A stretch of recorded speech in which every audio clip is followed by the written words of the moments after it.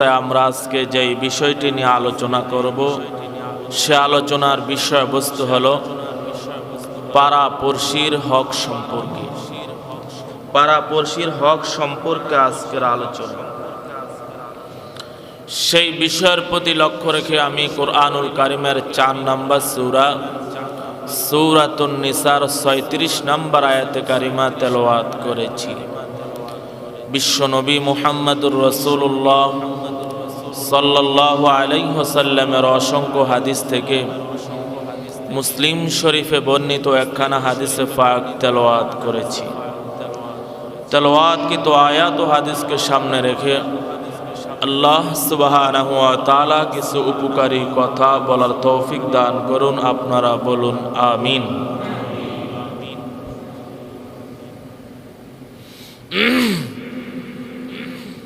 ঈমান দুই জিনিসের সমষ্টির নাম। এক হলো আল্লাহর হক আল্লাহকে দেওয়া, আর এক হলো বান্দার হক বান্দাকে দেওয়া। কোনো মানুষ আল্লাহর হক পরিপূর্ণভাবে আদায় করলো কিন্তু বান্দার হক পরিপূর্ণভাবে আদায় করলো না, সরকারে দো আলম বলেন তার ঈমান পরিপূর্ণ হয়নি। পক্ষান্তরে কোনো মানুষ বান্দার হক পরিপূর্ণভাবে আদায় করলো কিন্তু আল্লাহর হক পরিপূর্ণভাবে আদায় করলো না, আল্লাহ রসুল বলেন তার ঈমান পরিপূর্ণ হয়নি। বুঝে আসে ঈমান পরিপূর্ণ করবার জন্য আল্লাহর হক পরিপূর্ণভাবে আদায় করতে হবে, বান্দার হকও পরিপূর্ণভাবে আদায় করতে হবে। কারণ হলো রাসূল করিম সাল্লাল্লাহু আলাইহি ওয়াসাল্লাম সাহাবায়ে কেরামকে জিজ্ঞাসা করলেন, হে আমার সাহাবীরা, হাসরের ময়দানে সবচাইতে বিপদগামী হবে কারা তোমরা কি জানো? হাসরের ময়দানে সবচাইতে হতভাগা হবে কারা তোমরা কি জানো? সাহাবায়ে কেরাম বললেন, আল্লাহু আ'লামু ওয়া রাসূলুহু, আল্লাহ এবং তার রাসূলই সবচাইতে ভালো জানেন। আল্লাহ রসুল বলেন, হে আমার সাহাবীরা তোমরা শোনো, হাসরের ময়দানে সবচাইতে হতভাগা যারা হবে, সবচাইতে দারিদ্র তারাই হবে যারা পাহাড় পরিমাণ নেকের স্তূপ নেওয়া সত্ত্বেও তারা জাহান্নামের মধ্যে নিক্ষিপ্ত হবে। আর ওই সমস্ত লোকদের কপাল ধন্য যারা পাহাড় পরিমাণ বদ আমল নিয়ে যাওয়া সত্ত্বেও তারা জান্নাতের মধ্যে যান। সাহাবায়ে কেরাম আল্লাহর হাবিবকে প্রশ্ন করলেন, ইয়া রাসূলুল্লাহ, এটা কিভাবে সম্ভব? আল্লাহ রসুল বলেন, হে আমার সাহাবীরা তোমরা শোনো, একদল লোক আছে তারা আল্লাহর হক পরিপূর্ণভাবে আদায় করেছে, বান্দার হক পরিপূর্ণভাবে আদায় করেনি। এজন্য হাসরের ময়দানে পাহাড় পরিমাণ নেকির স্তূপ নেওয়া সত্ত্বেও যখন আল্লাহ রাব্বুল আলামিন তাদের বিচার কাজ শুরু করবেন, তার ডান দিক থেকে একদল লোক এসে কমপ্লেইন শুরু করে দিবে, বাম দিক থেকে একদল লোক এসে তার ব্যাপারে কমপ্লেইন শুরু করা হবে। আল্লাহ রাব্বুল আলামিন তখন তাদেরকে জিজ্ঞাসা করবেন যে তোমরা এই ব্যক্তির ব্যাপারে কেন এত কমপ্লেইন করতেছ? তখন ডান দিকের লোকেরা বলবে, রব্বুল আলামিন হাসরের ময়দানে সে আমার হকের খেয়ানত করেছে, কথার মাধ্যমে আমার হকের খেয়ানত করেছে, কাজের মাধ্যমে আমার হকের খেয়ানত করেছে, জুলুমের মাধ্যমে আমার হকের খেয়ানত করেছে, আমার মাল অন্যায়ভাবে আত্মসাৎ করেছে। আমি হাসরের ময়দানে আপনার কাছে আমার হক দাবি করতেছি। আমার বন্ধুগণ, আল্লাহ রাব্বুল আলামিন তখন বলবেন, বান্দা দুনিয়ার মধ্যে নামাজ সঠিকভাবে পড়লাম, যাকাত সঠিকভাবে দিলাম, রমজান মাসের রোজাগুলাও সঠিকভাবে রাখলাম, কোরআনুল কারিমও সঠিকভাবে তেলাওয়াত করলাম, তারাবির নামাজও সঠিকভাবে পড়লাম, রমজান মাসের মধ্যে আমার এত সকল ইবাদত বন্দেগীগুলা সকল সঠিকভাবে আদায় করা সত্ত্বেও দুনিয়ার মধ্যে বান্দার হকের খেয়ানত করেছ। আজকে হাসরের ময়দানে যেই পরিমাণ হক খেয়ানত করেছ, সকল হকগুলো আজকে প্রাপ্য ব্যক্তিকে বুঝিয়ে দাও। আমার বন্ধুগণ, তখন দুনিয়ার মধ্যে যে কথার মাধ্যমে হক নষ্ট করলেন, জুলুমের মাধ্যমে হক নষ্ট করলেন, বেইনসাফির মাধ্যমে হক নষ্ট করলেন, অন্যায়ভাবে মাল আত্মসাৎ করে যে হক নষ্ট করলেন, সেই হক নিয়ে তো আর হাসরের ময়দানে উঠা যাবে না। আল্লাহ রাব্বুল আলামিন বলবেন, তোমার জন্য একটা ব্যবস্থা আছে, সেটা হলো এই দুনিয়ার মধ্যে যে আমার হক আদায় করে যে নেকিগুলা অর্জন করলা, এর সওয়াব দিয়া তোমার হক নষ্ট করা ব্যক্তির, প্রাপ্য ব্যক্তির হক বুঝিয়ে দিতে হবে। নেকের মাধ্যমে হক বুঝিয়ে দাও। আমার বন্ধুগণ,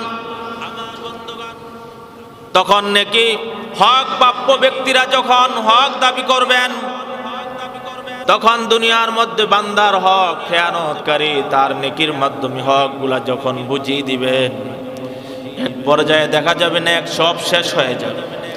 পাহাড় পরিমাণ নেক নিয়ে হাসরের ময়দানে উঠা সত্ত্বেও দেখা গেল এক পর্যায়ে তার পাহাড় পরিমাণ নেকগুলা শূন্য হয়ে গিয়েছে, নেক শূন্য হয়ে গেল। তারপরও দেখা যাবে পিছনের দিক থেকে সারিবদ্ধ হয়ে লোক দাঁড়িয়ে আছে। রব্বুল আলামিন জিজ্ঞাসা করবেন, তোমরা কেন দাঁড়িয়ে আছো? তখন ওই সমস্ত লোকেরা বলবে, রব্বুল আলামিন, ওই ব্যক্তির ব্যাপারে আমাদেরও কমপ্লেইন আছে, আমাদেরও কথার মাধ্যমে হক নষ্ট করেছে, কাজের মাধ্যমে হক নষ্ট করেছে, জুলুমের মাধ্যমে হক নষ্ট করেছে, বেইনসাফির মাধ্যমে হক নষ্ট করেছে, পরের মাল আত্মসাৎ করে আমার হক নষ্ট করেছে। আজকে হাসরের ময়দানে আমি আমার হক চাই। কিন্তু বান্দার কাছে তো আর কোনো নেকি থাকবে না, পাহাড় পরিমাণ নেক সব ঋণ পরিশোধ করে ফেলল। হকের প্রাপ্য বুঝিয়ে দেওয়ার জন্য তার পাহাড় পরিমাণ নেক শেষ হয়ে গেল। এক পর্যায়ে যখন আর নেকি থাকবে না, আল্লাহ রাব্বুল আলামিন তখন হক প্রাপ্য ব্যক্তিকে বলবেন, তোমার যেই বদ আমলগুলা আছে, ওই বদ আমলগুলা ওই বান্দার মিজানের পাল্লার মধ্যে উঠাইয়া দাও। পরিশেষে প্রাপ্য ব্যক্তিরা যখন তাদের পাপগুলাকে মিজানের পাল্লার মধ্যে উঠাইয়া দিবে, পাহাড় পরিমাণ নেক যখন এবার পাহাড় পরিমাণ বদ আমলের পাল্লা দ্বারা ভারী হয়ে যাবে, এবার পাহাড় পরিমাণ বদ আমল নিয়ে বান্দা জাহান্নামের মধ্যে নিক্ষিপ্ত হবে। হতভাগা, কপাল পোড়া, পাহাড় পরিমাণ নেকের স্তূপ নেওয়া সত্ত্বেও আজকে পাহাড় পরিমাণ বদ আমলের স্তূপ নিয়ে আসে জাহান্নামের মধ্যে নিক্ষিপ্ত। আমার বন্ধুগণ, সরকারে দো আলম বলেন, হে আমার সাহাবীরা তোমরা শোনো, আবার দেখা যাবে কিছু সংখ্যক লোক দুনিয়া থেকে পাহাড় পরিমাণ বদ আমল নিয়েও তারা জান্নাতের মধ্যে যাবে। সাহাবায়ে কেরাম বললেন, ইয়া রাসূলুল্লাহ, এটা কিভাবে সম্ভব? আল্লাহর রাসূল বলেন, আমার সাহাবীরা তোমরা শুনে রাখো, কিছু সংখ্যক লোক দুনিয়ার মধ্যে আমার হক সঠিকভাবে আদায় করে নাই, নামাজ সঠিকভাবে পড়ে নাই, কুরআনুল কারীম সঠিকভাবে তেলাওয়াত করে নাই, জিকির বেশি বেশি করে না, রমজান মাসের রোজাগুলাও সঠিকভাবে রাখে না। কিন্তু বান্দা দুনিয়ার মধ্যে কথার মাধ্যমে, কাজের মাধ্যমে, জুলুমের মাধ্যমে অন্যের হক কখনো আত্মসাৎ করে নাই। আমার বান্দা যখন হাসরের ময়দানে অন্যের হক পরিপূর্ণভাবে আদায় করে উঠবে, আমার হকের খেয়ানত করেছে, আমি রব্বুল আলামিন যখন দেখব আমার বান্দার হকের কোনো খেয়ানত নাই, আমার হকের খেয়ানত রয়েছে, আমি আল্লাহ রব্বুল আলামিন মহান, আমার ক্ষমাও মহান, আমার বান্দার মন সংকীর্ণ, আমার বান্দাও সংকীর্ণ, বান্দার মনও সংকীর্ণ, বান্দার ক্ষমাও সংকীর্ণ, বান্দা ক্ষমা করবে না, আমি আল্লাহ রব্বুল আলামিন মহান। যাও যাও, আমি আল্লাহ রব্বুল আলামিন বান্দার হকের খেয়ানত নাই, এই সমস্ত পাপী বান্দাদেরকে আমি আল্লাহ রব্বুল আলামিন ক্ষমা করে দিলাম। প্রিয় বন্ধুগণ, বান্দার হক জটিল, আল্লাহর হক কঠিন। বান্দার হক জটিল, আল্লাহর হক গুরুত্বপূর্ণ। এজন্য বান্দা মহান, আল্লাহ মহান, আল্লাহর ক্ষমা মহান। বান্দা সংকীর্ণ, বান্দার মন সংকীর্ণ, বান্দার ক্ষমা সংকীর্ণ। কথা বলেন ঠিক কি না? আল্লাহ মহান, আল্লাহর ক্ষমাও মহান। এজন্য বান্দার হক এর খেয়ানতকারী হাসরের ময়দানে মাপ পাবে না। আল্লাহর হকের খেয়ানতকারী আল্লাহ চাইলে মুহূর্তের মধ্যে ক্ষমা করতে পারেন কি না ভাই? পারেন।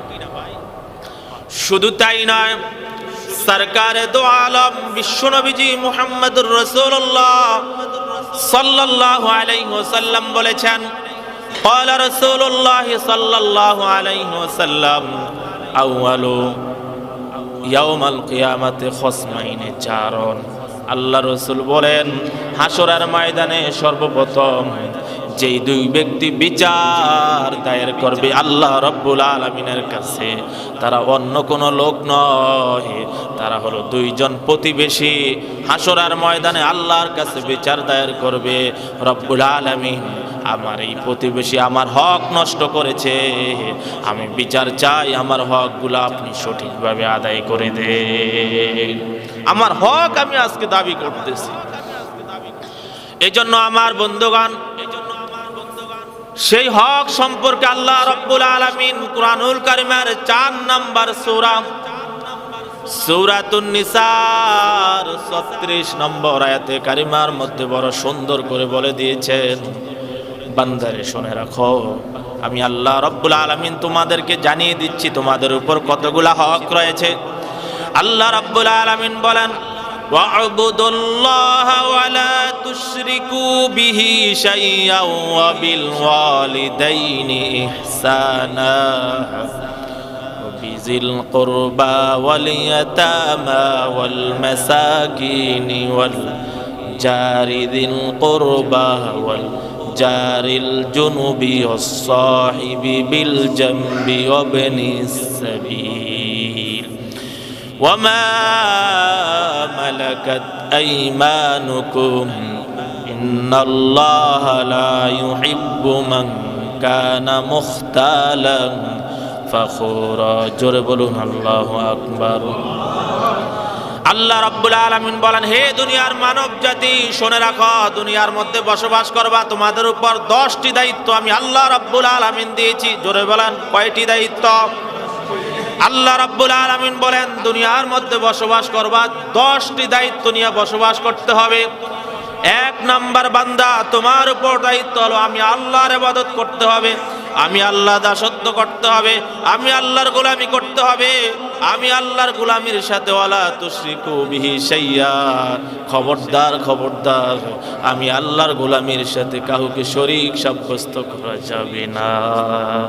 আমি আল্লাহর গোলামির সাথে কাউকে শরীক সাব্যস্ত করতে পারবা না। পাহাড়কে শরীক সাব্যস্ত করতে পারবা না, জমিনকে শরীক সাব্যস্ত করতে পারবা না, চন্দ্রকে শরীক সাব্যস্ত করতে পারবা না, সূর্যকে শরীক সাব্যস্ত করতে পারবা না। আল্লাহর হাবিব যখন মেরাজের মধ্যে গেলেন, আল্লাহ রাব্বুল আলামিন তার হাবিবকে কতগুলা পরওয়ানা লিখে দিলাম।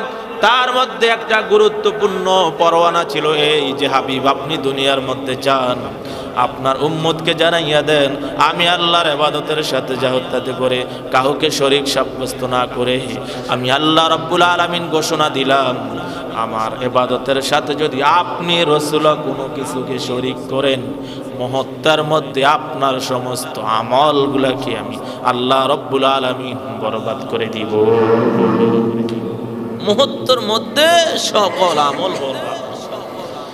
আমার বন্ধুগণ, মানব জাতিকে আল্লাহ রাব্বুল আলামিন সম্বোধন করে বললেন, তোমাদের উপর 1 নম্বর দায়িত্ব হলো আমি আল্লাহর ইবাদত করবা, তবে ইবাদতের মধ্যে কোনো কিছুকে শরীক করতে পারবা না।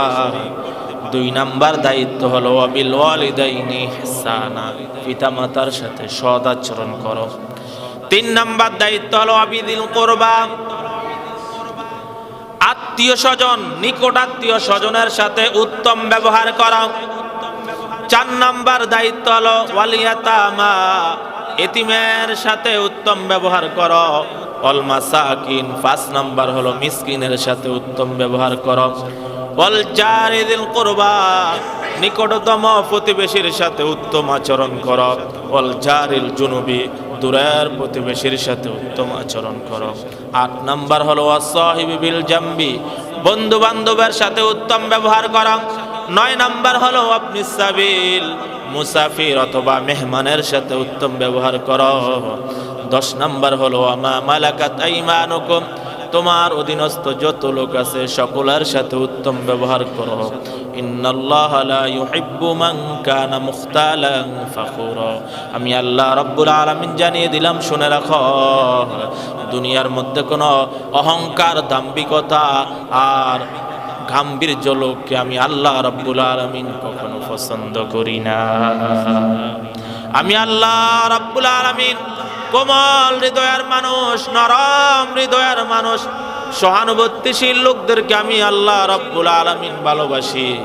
দুনিয়ার মধ্যে এই 10টি দায়িত্ব নিয়ে যেই ব্যক্তি চলবে, আমি আল্লাহ ঘোষণা দিলাম তার দুনিয়াও সফল হবে, আখিরাতও সফল হবে। আর 10টি দায়িত্ব যে পালন করবে না, আমি আল্লাহ ঘোষণা দিলাম তার দুনিয়াও বিফল, আখিরাতও বিফল। জোরে কর নাউযুবিল্লাহ। এই 10টি দায়িত্ব আল্লাহ তাআলা একজন মানব জাতিকে দান করেছেন। 10টি দায়িত্ব আমাকে আদায় করতে হবে। সেই 10টি দায়িত্বর মধ্যে একটি দায়িত্ব হলো এই যে কাছের প্রতিবেশী এবং দূরের প্রতিবেশীর সাথে আপনাকে উত্তম ব্যবহার করতে হবে। আমাদের আজকের আলোচনার পয়েন্ট হলো প্রতিবেশীর হক সম্পর্কে আলোচনা। প্রিয় বন্ধুগণ, আল্লাহ তাআলা মানুষকে সামাজিক জীব হিসাবে সৃষ্টি করেছেন। কি জীব হিসাবে সৃষ্টি করেছেন? সামাজিক জীব হিসাবে সৃষ্টি করেছেন। মানুষ সমাজ ছাড়া চলতে পারে না। খ্রিস্ট ধর্মের মধ্যে বৈরাগ্যতা আছে, কিন্তু ইসলাম ধর্মের মধ্যে কি নাই? বৈরাগ্যতা নাই। ইসলাম সমাজ নিয়ে বসবাস করার জন্য আপনাকে তাকিদ দিয়েছেন। ইসলাম সমাজের মানুষ নিয়ে চলবার জন্য, মিলেমিশে চলবার জন্য, ঐক্য গড়ে উঠে সমাজ নিয়ে চলবার জন্য আল্লাহ রাব্বুল আলামিন ইসলামের মধ্যে সমাজ ব্যবস্থা চালু করে দিয়েছেন।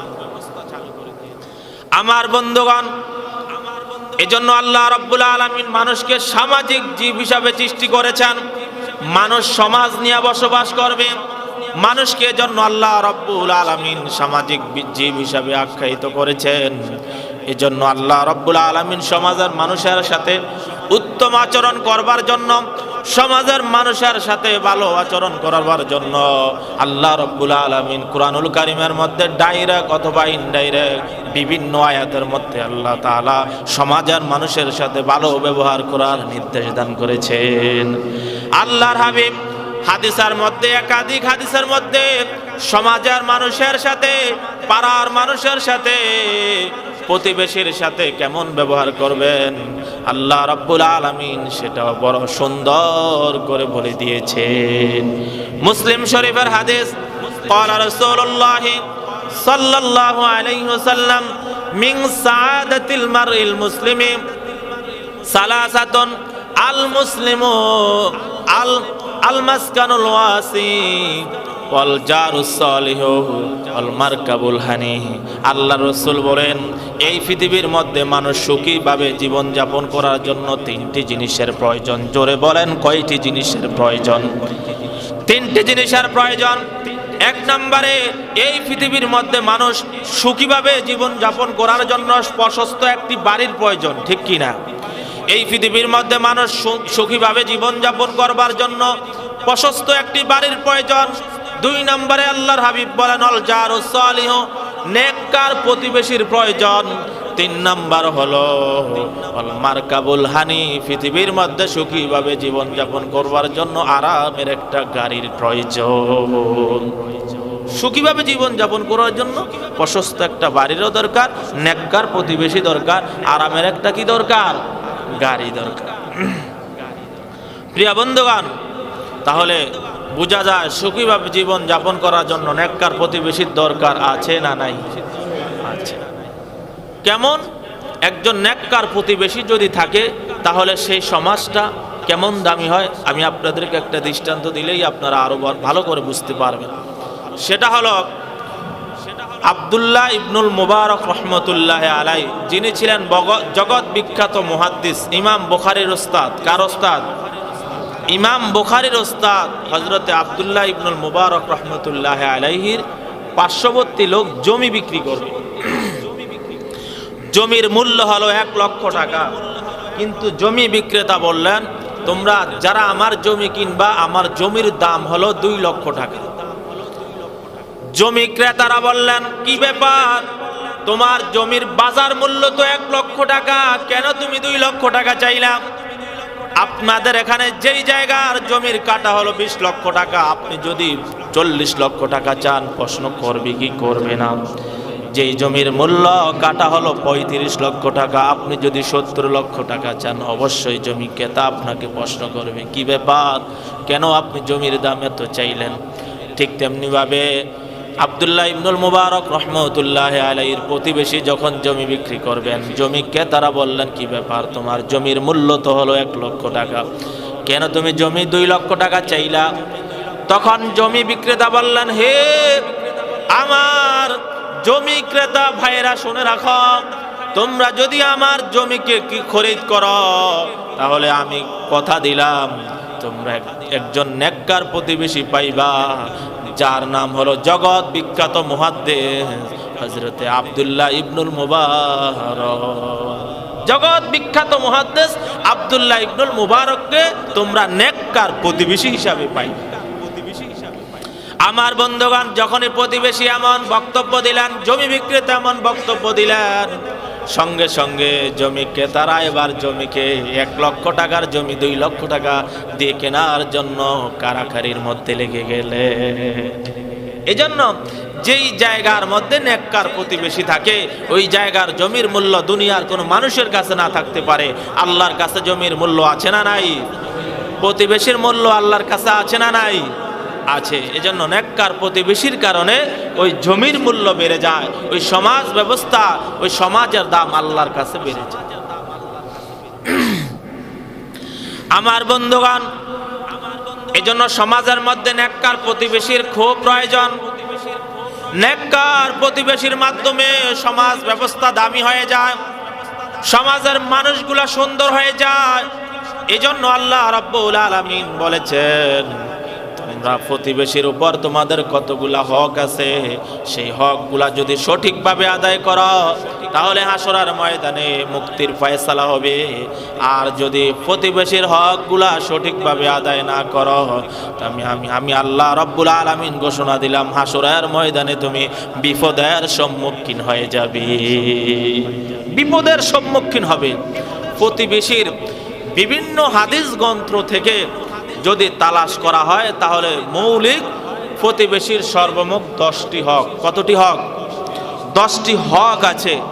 1 নম্বর হক হলো, আপনার উপর দায়িত্ব হলো, আপনার প্রতিবেশীকে আপনি কখনো কষ্ট দিতে পারবেন না, প্রতিবেশীর কখনো আপনি অপকার করতে পারবেন না, ক্ষতি করতে পারবেন না। আপনি যদি তার উপকার নাও করতে পারেন, তাকে কি করতে পারবেন না?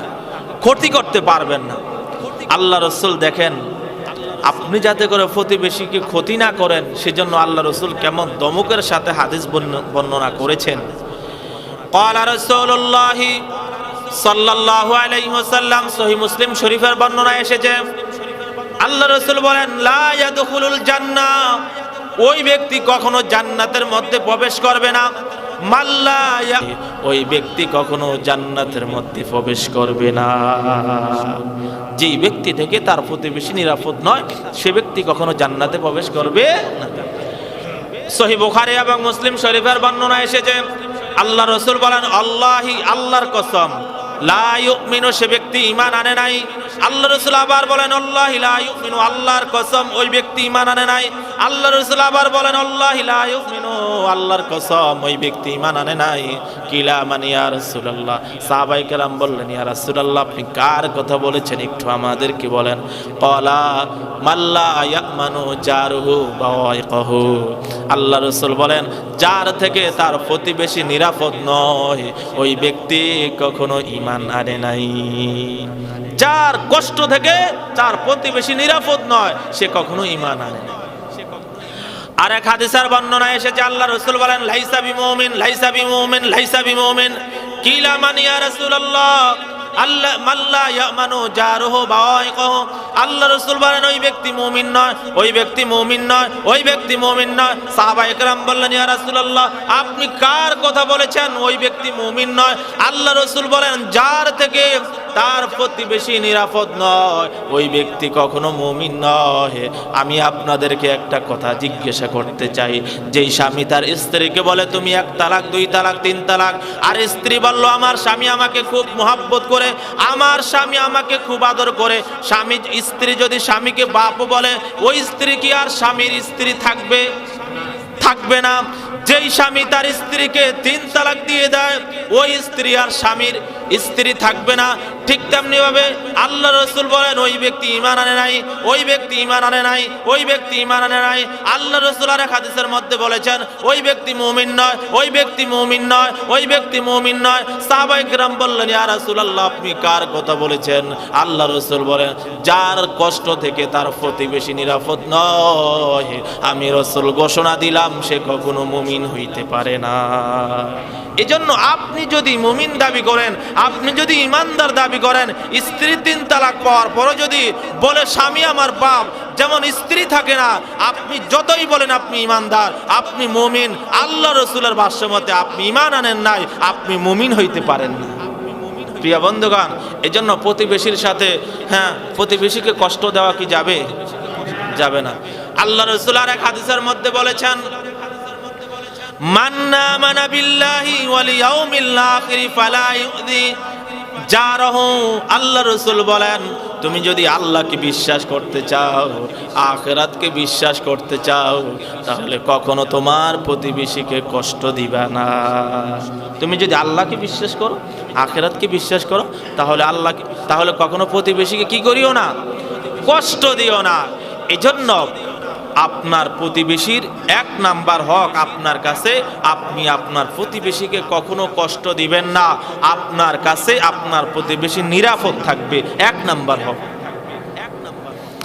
আমার বন্ধুগণ দ্বিতীয় হক হলো আপনার প্রতিবেশীর সাথে আপনি ভালো ব্যবহার করতে হবে কি ব্যবহার ভালো ব্যবহার করতে হবে আমার কথা নয় আল্লাহর হাবিব বলেন ক্বালা রাসূলুল্লাহ সাল্লাল্লাহু আলাইহি ওয়াসাল্লাম মান আমানা বিল্লাহি ওয়াল ইয়াউমিল আখির ফালা ইহসিন জারহু আল্লাহ রাসূল বলেন যে আল্লাহকে বিশ্বাস করে এবং আখিরাতকে বিশ্বাস করে সে যেন তার প্রতিবেশীর সাথে উত্তম আচরণ করে গত জুমায় আমি ইহসান শব্দের অর্থ বলেছি ইহসান শব্দ বোঝার জন্য তিনটি পরিভাষা লাগে একটি হলো জুলুম আরেকটি হলো ইনসাফ আরেকটি হলো ইহসান জুলুমের পরিভাষা কি ইনসাফের পরিভাষা কি ইহসানের পরিভাষা কি বলছি তারপরও আবার বলি ইহসান বলো কেউ আপনার সাথে খারাপ ব্যবহার করেছে আপনি এর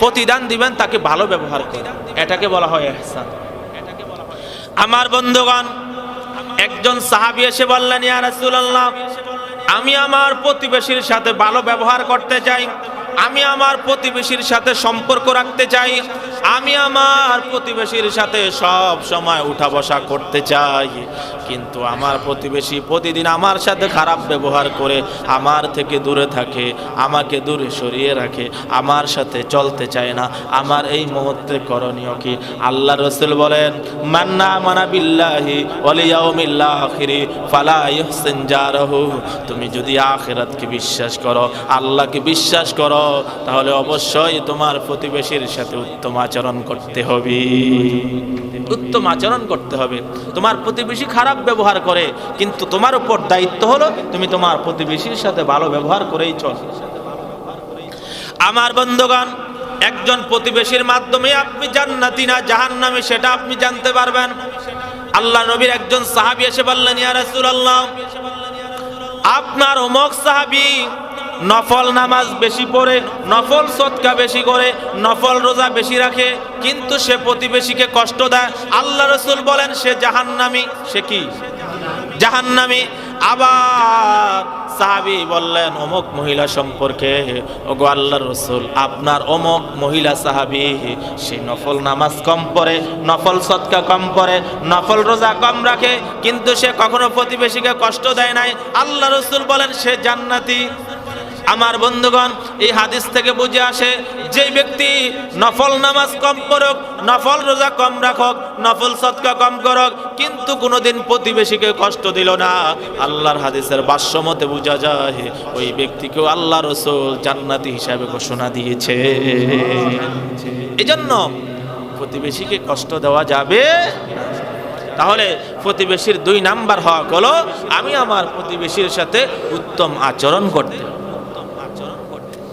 আমার বন্ধুগণ, প্রতিবেশীর 3 নাম্বার হক হলো আপনি মাঝে মাঝে সামর্থ্য অনুযায়ী আপনার প্রতিবেশীকে হাদিয়া দিতে হবে। কি দিতে হবে? আল্লাহ রাসূল বলেন তাহাদ্দু তাহাব্বু, হাদিয়া দাও মুহাব্বত বাড়বো। প্রতিবেশীর সাথে মুহাব্বত নাই, আপনি কারোর সাথে মুহাব্বত বাড়াইতে চান, তাহলে তাহাদ্দু, হাদিয়া দাও, তাহাব্বু, মুহাব্বত কি হয়ে যাবে? বেড়ে যাবে। আমার বন্ধুগণ, হযরতে আব্দুল্লাহ ইবনে ওমর রাদিয়াল্লাহু তাআলা আনহু রাসূলের একজন সাহাবী ছিলেন। আব্দুল্লাহ ইবনে ওমরের ঘরের মধ্যে একদিন বকরির গোশত রান্না করা হয়েছিল। কিসের গোশত রান্না করা হয়েছিল? বকরির গোশত রান্না করা হয়েছিল। সন্ধ্যাবেলায় আব্দুল্লাহ ইবনে ওমর যখন ঘরের মধ্যে আসলেন, আসার পর বললেন, হে আমার ঘরে দায়িত্বশীল লোকেরা, আমার যে একজন প্রতিবেশী আছে সেই প্রতিবেশীর জন্য কি তুমি বকরির গোশত পাঠাইছো কিনা? ঘরের দায়িত্বশীল লোকেরা বললেন, ওগো আব্দুল্লাহ ইবনে ওমর, আপনার প্রতিবেশী তো একজন অমুসলিম। আপনার প্রতিবেশী কি? একজন অমুসলিম, তাকে কেন আমরা বকরির গোশত পাঠাবো? হযরতে আব্দুল্লাহ ইবনে ওমর বলেন, তাড়াতাড়ি বকরির গোশত পাঠাও। আমি আল্লাহ রাসূলের মুখ থেকে শুনেছি, মাযালা জিবরাইল ইউসাইনি বিল জার হাত্তা যানানতু আন্নাহু সাইওয়ারিসুহু। আল্লাহ রাসূল বলেন, আমার সাহাবীরা তোমরা শোনো, জিবরাইল আমিন আমার কাছে 24,000 বার এসেছিলেন। কতবার এসেছেন? হযরতে জিবরাইল আমিন আল্লাহর হাবিবের কাছে 24,000 বার এসেছিলেন। যতবার জিবরাইল বিশ্বনবীর কাছে আসলেন, ততবার আল্লাহ রাসূলকে জিবরাইল প্রতিবেশীর কথা বলেছেন, প্রতিবেশীর কথা বলেছেন, প্রতিবেশীর কথা বলেছেন। এজন্য আল্লাহ রাসূল বলেন, মাযালা জিবরাইল ইউসাইনি বিল জার। আল্লাহ রাসূল যতবার আমার কাছে এসেছেন প্রতিবেশীর ওসিয়ত করেছেন, প্রতিবেশীর ওসিয়ত করেছেন, প্রতিবেশীর ওসিয়ত করেছেন। ইউসাইনি বিল জার হাত্তা যানানতু আন্নাহু সাইওয়ারিসুহু। আমার ধারণা হয়ে গেল সন্তান যেমনি ভাবে বাবার সম্পদের ওয়ারিশ হয়ে যায়, না জানি আমার প্রতিবেশীও আমার সম্পদের ওয়ারিশ হয়ে যায়। বাবা মারা গেলে, মা মারা গেলে এর ওয়ারিশ কি হয়? সন্তান হয়। আল্লাহ রাসূল বলেন 24,000 বার জিবরাইল আমার কাছে আসার পরে যতবার এসেছেন, শুধু প্রতিবেশীর ব্যাপারে জিবরাইল আমিন আমার কাছে ওসিয়ত করেছেন। আমার ধারণা হয়ে গেল সন্তান যেমনিভাবে বাবার সম্পদের ওয়ারিশ হয়ে যায়, না জানি আমার প্রতিবেশী আমার সম্পদের ওয়ারিশ হয়ে যায়। প্রিয় বন্ধুগণ, এই জন্য জিবরাইল আমিন বেশি বেশি প্রতিবেশীর সম্পর্কে ওসিয়ত করেছেন। একজন মানুষ একটা কথা একবার বলতে পারে, 2 বার বলতে পারে, 3 বার বলতে পারে, যতবার এসেছেন ততবার প্রতিবেশীর কথা বলেছেন। তাহলে বোঝা যায় প্রতিবেশীর গুরুত্ব সমাজের মধ্যে আছে না নাই? তাহলে প্রতিবেশীর 3 নাম্বার হক হলো আপনার প্রতিবেশীকে আপনি কি দিতে হবে? হাদিয়া দিতে হবে। আর এক হাদিসের মধ্যে এসেছে, আল্লাহর হাবিব বলেন, হে মুসলিম রমণী নারীরা শুনে রাখো, তোমরা তোমাদের প্রতিবেশীকে হাদিয়া পাঠাও। যদিও বকরির গোশতের পায়ের একটা অংশ হয়, তুমি তোমার প্রতিবেশীকে বকরির পায়ের একটা অংশ হইল হাদিয়া পাঠাও। কারণ প্রতিবেশী তোমার কাছে অনেক গুরুত্বপূর্ণ বিষয়, অনেক গুরুত্বপূর্ণ বিষয়। এই জন্য প্রতিবেশীকে কি করতে হবে? হাদিয়া পাঠাইতে হবে। হাদিস শরীফের মধ্যে এসেছে, আপনি আপনার বাচ্চার জন্য ফল কিনলেন, সেই ফল আপনার প্রতিবেশীর সন্তানেরা দেখা কষ্ট পাইল, ঘরের মধ্যে গিয়ে কান্নাকাটি করলো, আপনার ফল আপনি ভাগাভাগি করে প্রতিবেশীর সাথে খাইলেন না। আল্লাহ রাসূল বলেন আপনি প্রতিবেশীর হকের খেয়ানত করেছেন। নাউজুবিল্লাহ বলবেন না? আমার বন্ধুগণ, এই জন্য আপনি বাজার থেকে ফল কিনলেন, ফল বাড়ির মধ্যে আনার সময় আপনার ফল যদি আপনার প্রতিবেশী দেখে পেলে তাকেই নিয়ে খেতে হবে। গরিব প্রতিবেশী যারা আছে ফল কিনতে পারে না তাকে আপনি অবশ্যই দিতে হবে। যদি বলেন আপনার প্রতিবেশীকে আপনি ফল দিবেন না, আমি বলবো আপনার ফল কেনার সময় আপনার প্রতিবেশীকেও আপনি দেখাইবেন না। ফল প্রতিবেশীকে দেখানো যাইবে। আপনি ঘরের মধ্যে গোশত রান্না করতেছেন, আপনার গোশতের ঘ্রাণ পার্শ্ববর্তী লোকেরা পাইলো, পাওয়ার পরে আফসোস করলো গোশত খাইতে পারলাম না। আপনি ইলিশ মাছ রান্না করলেন, আপনার ইলিশ মাছের ঘ্রাণ পার্শ্ববর্তী লোকে পাইলো আর আফসোস করলো ইলিশ মাছ কতদিন পর্যন্ত খাইতে পারলাম না। আর আল্লাহ রাসূল বলেন আপনি মুমিন না, আপনি প্রতিবেশীর হকের খেয়ানত করেছেন। আপনি যদি আপনার গোশতের ঘ্রাণ পার্শ্ববর্তী লোকেকে শোনান, ইলিশ মাছের ঘ্রাণ যদি আপনি প্রতিবেশীকে শোনান, অবশ্যই তাকে ভাগাভাগি করে খেতে হবে।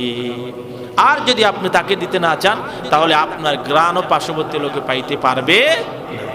এজন্য প্রতিবেশীর 3 নাম্বার হক হলো আপনার প্রতিবেশীকে আপনি কি দিতে হবে ভাই?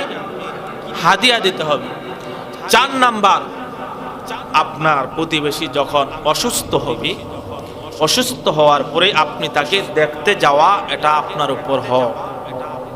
রাসূল করিম সাল্লাল্লাহু আলাইহি ওয়াসাল্লাম বলেছেন, জামিউ তিরমিজি শরীফের হাদিস, আল্লাহ রাসূল বলেন কোনো প্রতিবেশী যখন অসুস্থ হয়, অসুস্থ হওয়ার পরে যখন সমাজের লোকেরা তাকে দেখতে যায়, দেখতে যাওয়ার পরে এই পরিমাণ সময় ব্যয় করে একটি ওটের দুধ যখন দহন করার পরে মধ্যবর্তী সময় হানায়। আমাদের দেশের মধ্যে গরু যখন দুধ দহন করে মধ্যবর্তী সময় বাছুরকে হানায়। আপনারা কি দেখেছেন? হানায় চিনেন? গরু গাভীর দুধ দহন করার সময় মধ্যবর্তী সময় বাছুরকে হানায় বেশি দুধ পাওয়ার জন্য। কি পরিমাণ সময় লাগে? সর্বোচ্চ 5 মিনিট, 1-2 মিনিট, সর্বোচ্চ কত মিনিট? 5 মিনিট। আল্লাহ রাসূল বলেন সমাজের একজন প্রতিবেশী অসুস্থ হলো, আপনি শুধু তাকে দেখতে গেলেন, যেই পরিমাণ বাছুরকে দুধ দহন করার সময় হানায়, এই পরিমাণ 5 মিনিট সময় যদি আপনি একজন অসুস্থ ব্যক্তির পাশে গিয়ে ব্যয় করেন আর বলেন আব্দুল্লাহ ভাই তুমি কেমন আছো, তোমার শরীরের কন্ডিশন এখন কেমন, তোমার মাথায় কি একটু পানি দিতে হবে নাকি, তোমার পা গুলা একটু দাওয়াইয়া দিতে হবে নাকি, তোমার কোনো ওষুধ লাগবে নাকি, তোমার কোনো কিছু খেতে মন চায় নাকি, এমন শুধু কৌশল বিনিময় করলেন, হাল ফুরসি করলেন। আল্লাহ রাসূল বলেন 5 মিনিট সময় আপনি সকালবেলা ব্যয় করলেন, সকাল থেকে সন্ধ্যা পর্যন্ত আল্লাহ রাব্বুল আলামিন আপনার জন্য 70,000 ফেরেশতা নিযুক্ত করে দিবেন। 70,000 ফেরেশতা সকাল থেকে সন্ধ্যা পর্যন্ত আপনার জন্য আল্লাহর কাছে মাগফিরাত কামনা করতে থাকবে। জোরে কোন সুবহানাল্লাহ।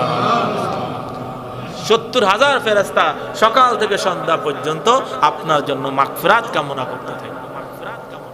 প্রিয় বন্ধুগণ আমার, পক্ষান্তরে আপনি মাগরিবের নামাজের পরে সন্ধ্যায় যখন গেলেন একজন অসুস্থ ব্যক্তির কাছে গিয়ে বললেন ভাই আব্দুল্লাহ কেমন আছো, তোমার শরীরের কন্ডিশন কেমন, তোমার কিছু খেতে মন চায় নাকি, 5 মিনিট সময় ব্যয় করলেন। আল্লাহ রাসূল বলেন শুধু 5 মিনিট সময় আপনি ব্যয় করলেন, আল্লাহ তাআলা সন্ধ্যা থেকে সকাল পর্যন্ত আবার 70,000 ফেরেশতা নিযুক্ত করে দিবেন। সেই 70,000 ফেরেশতা সকাল থেকে সন্ধ্যা পর্যন্ত আপনার জন্য আল্লাহর কাছে মাগফিরাত কামনা করতে থাকবে। এজন্য অসুস্থ ব্যক্তির পাশে যাওয়া দরকার আছে না নাই?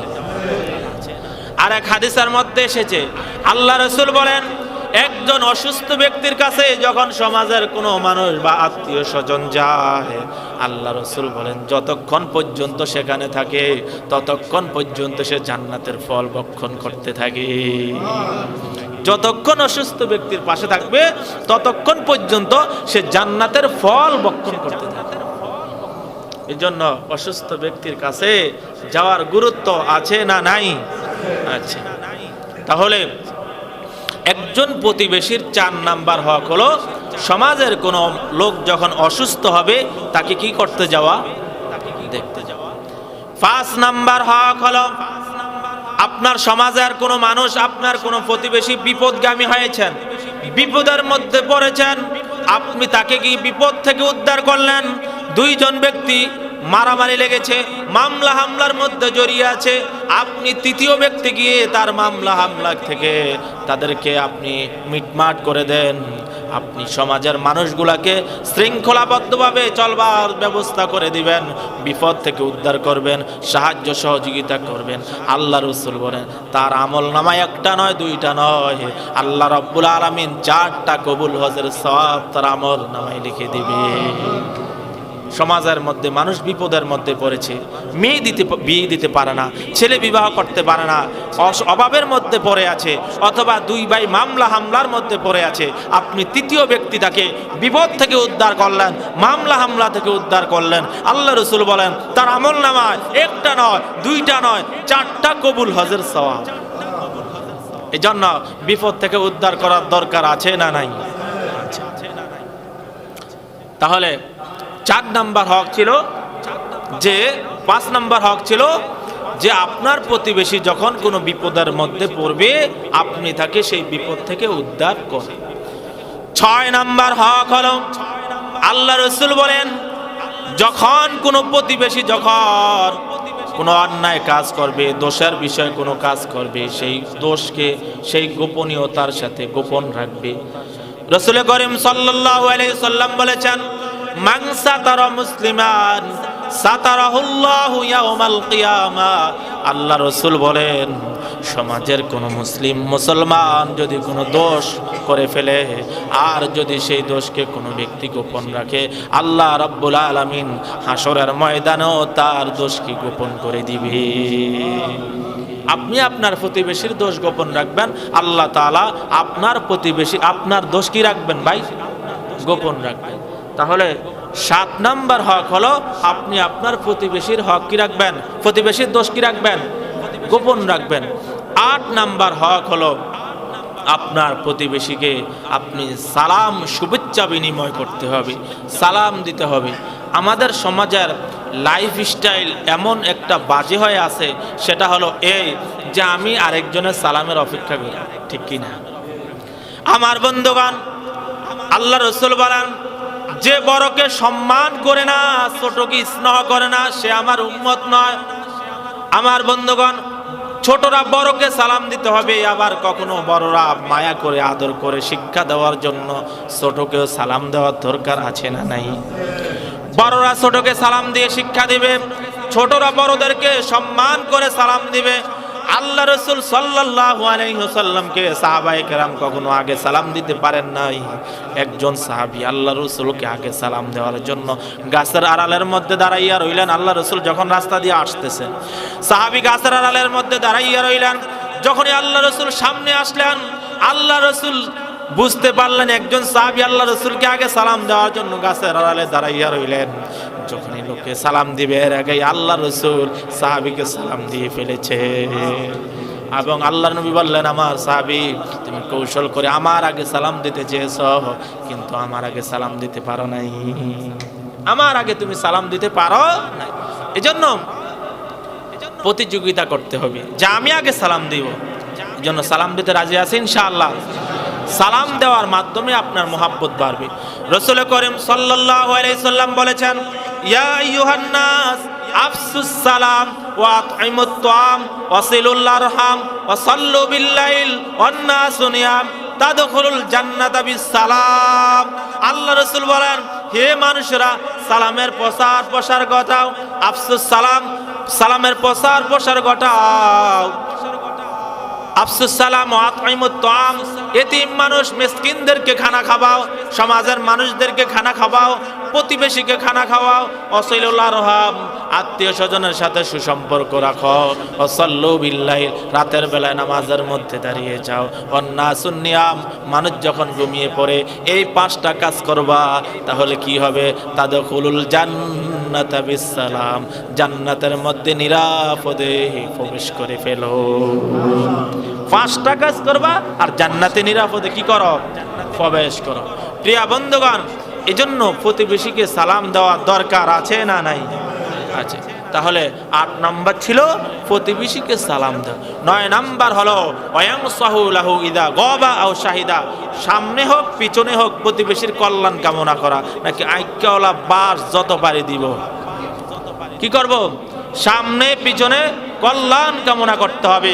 10 নাম্বার হক হলো কোনো প্রতিবেশী যখন মারা যাবে তার জানাজার নামাজে উপস্থিত হইতে হবে।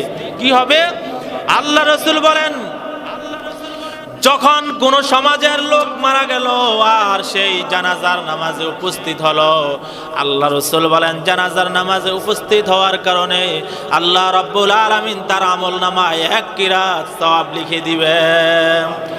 জানাজার নামাজ পড়ে এবার লাশের সাথে কবরস্থান পর্যন্ত চলে গেল, দাফনের মধ্যে অংশগ্রহণ করলো।